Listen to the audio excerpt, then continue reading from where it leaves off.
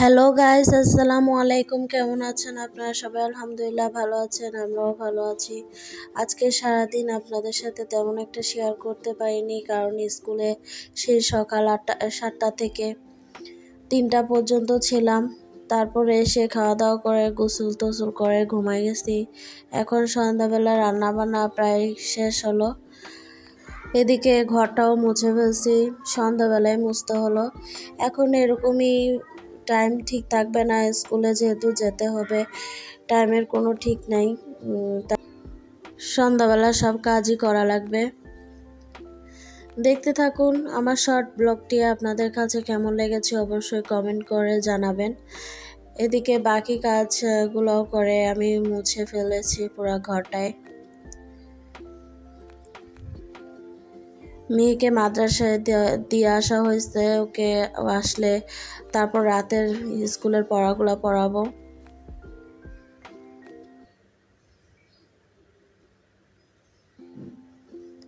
এদিকে বারান্দায় লুঙ্গিটা ছিল, সারাদিন বৃষ্টির কারণে ভিজে গেছে, এখন ঘরের ভিতর শুকাতে দিয়ে দেব।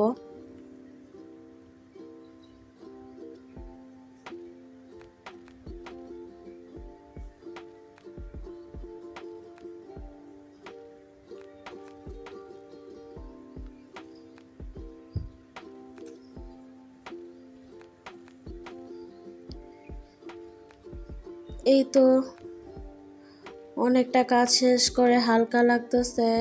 পুরো ঘরটা একটু এলোমেলো ছিল সারাদিন না থাকার কারণে। এইখানে আজকে আমি ছোট মাছ রান্না করেছি টমেটো দিয়ে মাখা মাখা করে। এটা ছোট কাচকি মাছ।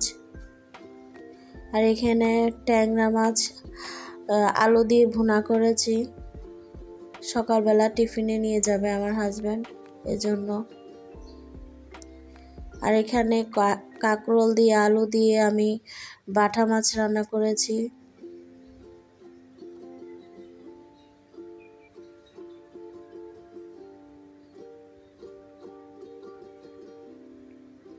একটু চা বানিয়েছি, আমি চাটা খাবো। খুবই মাথা ব্যথা করতেছে। ঘুম থেকে দুপুরবেলা ঘুমালে একটা অন্যরকম মাথা ব্যথা করে, কাঁচা ঘুম ভেঙে গেছে, এজন্য। একটা টেনশন ছিল, ঘুম থেকে উঠে রান্না করতে হবে, এজন্য উঠে পড়েছি তাড়াতাড়ি। এদিকে বোনের ছেলে পড়াশোনা করতেছে।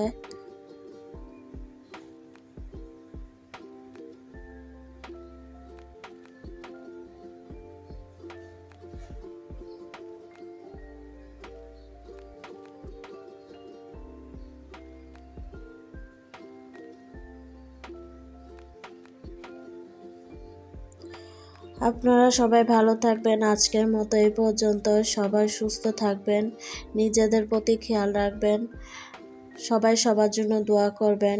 আলহামদুলিল্লাহ। আসসালামু আলাইকুম।